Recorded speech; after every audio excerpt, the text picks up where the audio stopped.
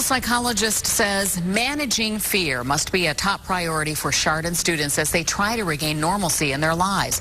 Dr. Wendy Gajarski says many of the kids will also continue to experience other powerful emotions, including confusion, distress, and anger.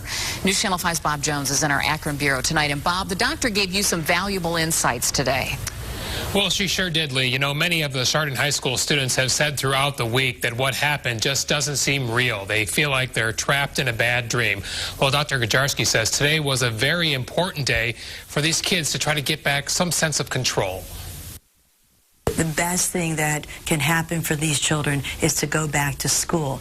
That normalcy helps them to see that this sudden sense of the world being dangerous doesn't exist anymore. Akron clinical psychologist Dr. Wendy Gajarski says Chardon students will be encouraged to express their feelings and fears at school. She calls it moving from acute emotions into survival mode.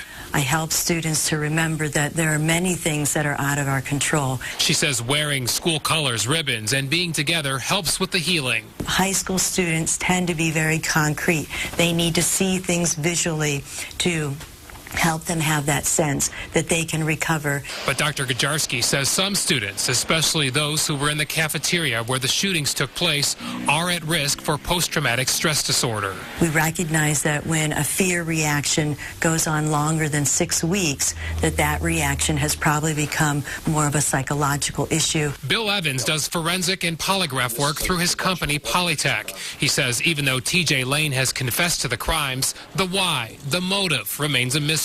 And that will make closure very difficult for the Chardon community. Knowing more about what causes a person to act out in this type of behavior is really the key. Evans says if he interviewed Lane, he would break down his life in stages to figure out what led to the school shootings. The community has to be at rest and at peace in their own way, and TJ Lane holds those answers.